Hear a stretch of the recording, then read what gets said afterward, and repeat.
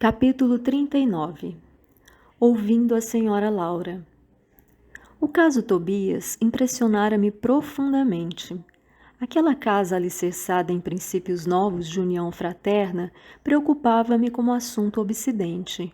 Afinal de contas, também ainda me sentia senhor do lar terrestre e avaliava quão difícil para mim próprio seria semelhante situação. Teria coragem de proceder como Tobias, imitando-lhe a conduta? Admitia que não. A meu ver, não seria capaz de aborrecer tanto a minha querida Zélia, e jamais aceitaria tal imposição por parte de minha esposa. Aquelas observações da casa de Tobias torturavam-me o cérebro.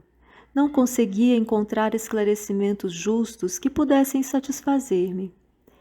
Tão preocupado me senti que no dia imediato deliberei visitar Lísias num momento de folga, ansioso de explicações da senhora Laura, a quem votava confiança filial. Recebido com enormes demonstrações de alegria, esperei o momento propício em que pudesse ouvir a mãezinha de Lísias com calma e serenidade.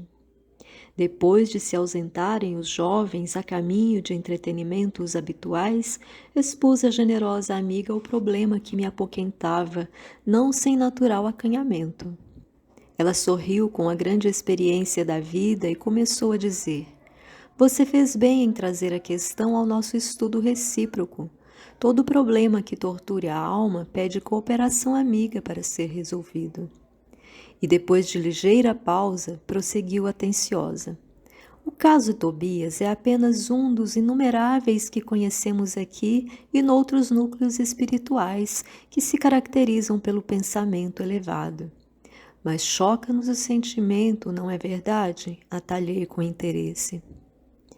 Quando nos atemos aos pontos de vista propriamente humanos, essas coisas dão até para escandalizar. Entretanto, meu amigo, é necessário agora sobrepormos a tudo os princípios de natureza espiritual. Nesse sentido, André, precisamos compreender o espírito de sequência que rege os quadros evolutivos da vida. Se atravessamos longa escala de animalidade, é justo que essa animalidade não desapareça de um dia para outro. Empregamos muitos séculos para emergir das camadas inferiores. O sexo participa do patrimônio de faculdades divinas que demoramos a compreender. Não será fácil para você, presentemente, a penetração no sentido elevado da organização doméstica que visitou ontem. Entretanto, a felicidade ali é muito grande pela atmosfera de compreensão que se criou entre as personagens do drama terrestre. Nem todos conseguem substituir cadeias de sombra por laços de luz em tão pouco tempo. Mas temos nisso uma regra geral? Indaguei. Todo homem e toda mulher que se tenham casado mais de uma vez restabelecem aqui o núcleo doméstico, fazendo-se acompanhar de todas as afeições que hajam conhecido? Esboçando um gesto de grande paciência, a interlocutora explicou: "Não seja tão radicalista. É indispensável seguir devagar. Muita gente pode ter afeição e não ter compreensão. Não esqueça que nossas construções vibratórias são muito mais importantes que as da Terra. O caso de Tobias é o caso de vitória da fraternidade real, por parte das 3 almas interessadas na aquisição de justo entendimento.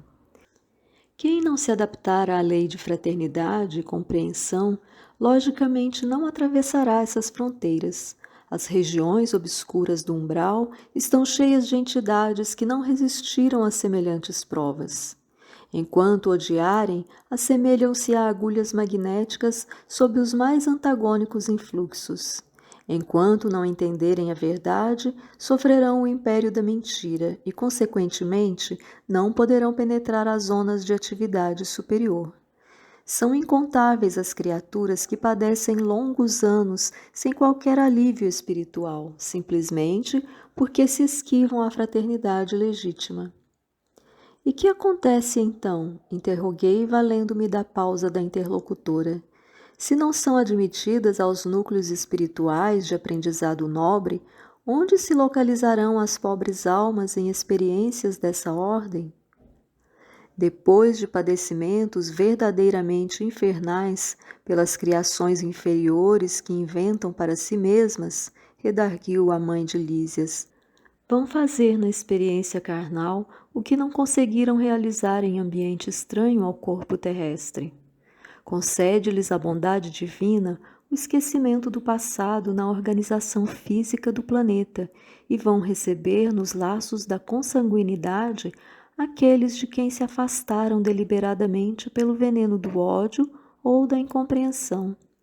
Daí se infere a oportunidade cada vez mais viva da recomendação de Jesus, quando nos aconselha a imediata reconciliação com os adversários. O alvitre, antes de tudo, interessa a nós mesmos. Devemos observá-lo em proveito próprio. Quem sabe valer-se do tempo, fim da experiência terrena, ainda que precise voltar aos círculos da carne, pode efetuar sublimes construções espirituais com relação à paz da consciência, regressando à matéria grosseira, suportando menor bagagem de preocupações. Há muitos espíritos que gastam séculos tentando desfazer animosidades e antipatias na existência terrestre e refazendo após a desencarnação. O problema do perdão com Jesus, meu caro André, é problema sério. Não se resolve em conversas.